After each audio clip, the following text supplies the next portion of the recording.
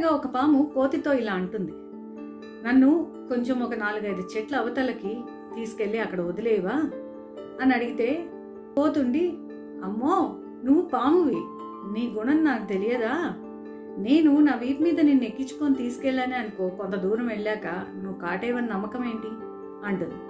పాము అంటుంది, నేను అసలే ముసలి పాముని, పాకలేకపోతున్నాను, అందుకే కదా నీ సహాయాన్ని కోరాను, కాబట్టి నేను నీకు ఎటువంటి హాని చెయ్యను.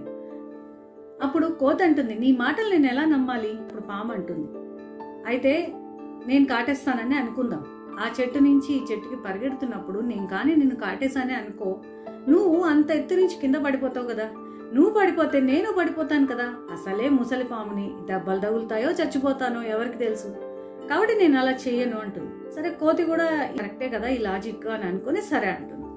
సరే అని ఆ పాముని వీపు మీద కూర్చోబెట్టుకొని అలా ఎగురుకుంటూ చెట్లని దాటుకుంటూ వెళ్తోంది.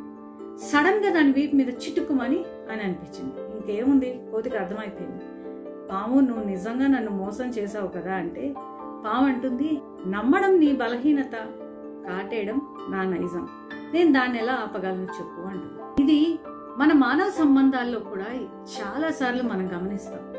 కొంతమంది మాటలు ఎంత తీయగానో నమ్మబలికేలా ఉంటాయి, కానీ సమయం రాగానే వాళ్ళ బుద్ధి చూపిస్తారు.